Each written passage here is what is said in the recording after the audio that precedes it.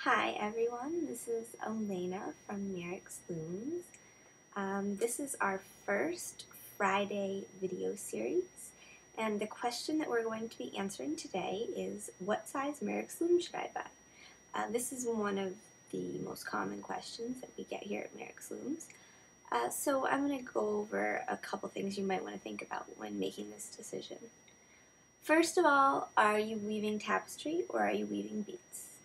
If you're weaving tapestry, then you're going to want, the smallest loom you're going to want is the 12-inch loom.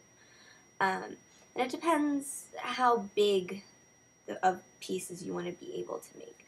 On our biggest loom, you can still make a small piece. So if you ever think you're going to make a really big piece, go for the 38-inch loom. If you're just going to stick with something very, very small, go for the 12-inch loom. I say a good medium for tapestry would be the 16-inch or the 22-inch loom. As far as bead weaving, you have more choices because you could weave bracelets on the mini Mirrix, or you could weave giant beaded tapestries, or, you know, bead and yarn tapestries on the 38-inch loom. The decision you want to make when you're thinking about bead weaving is, are you going to use the shedding device or are you not going to use the shedding device? The shedding device can be useful no matter what size piece you're making. It only comes on the 12-inch loom and bigger, so the 8-inch loom and the mini Mirrix do not have a shedding device. You have to use traditional bead weaving techniques.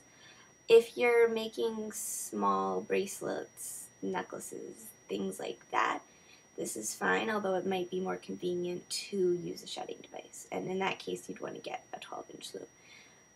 Basically, what the shedding device does is it lifts threads so you can insert beads inside it rather than having to sew through those beads. So it makes the process a whole lot faster. And it's also something you have to get used to. You need to learn how to put the shedding device on. But once you do, it really is something that you don't want to go without once you've used it. Not to say some people don't want those smaller looms. So you really have to think about what you want to do now and what you might want to do in the future. The other thing with bead weaving is, how big of a bead weaving are you planning on making, and do you want to have multiple projects going at the same time? An example here, this is a 16-inch loom, which if I had to choose a loom would be my favorite because it's a size that's good for tapestry, it's good for bead weaving, it's portable, it's a very, it's our middle size.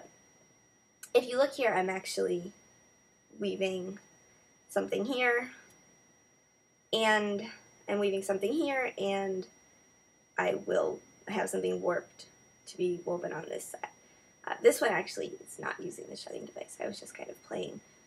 But as you can see, I can fit 3, maybe even 4 small projects on this loom. So you have to think about if that's something that you're interested in doing.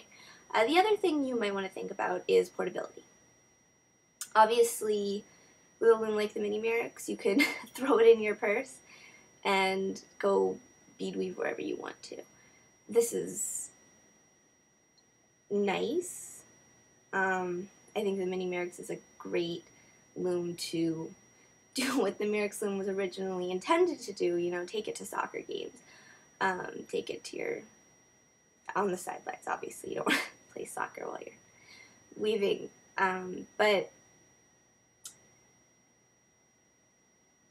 it is the most portable of all the looms. But that's to say, I mean, look, here, this is a 12-inch loom. I only have 2 of them with me right now. This is a 12-inch loom with a shedding device. This is also very portable. I mean, it's really light. I can easily hold it with one hand. I can throw it in a tote bag. But the same goes for the 16-inch loom that I was just holding. The 22-inch loom is a little bit bigger, but it's still portable. I mean, all the looms are portable. You can bring your 38-inch loom to a workshop if you want to. It's just a little larger. The great thing is that they're also all very storable, because if you haven't seen looms before, this is how they stand. They rest on these little legs that come out, and you just go like this, and shove it under a bed. I live in a tiny little apartment, and I can fit lots of looms in here. Thank God. So that's about it. Those are the things that you need to think about.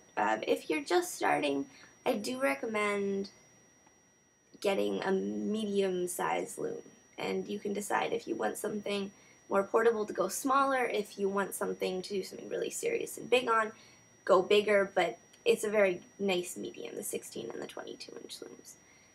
So that's it. Welcome to our first Friday video. Thank you very much. Bye.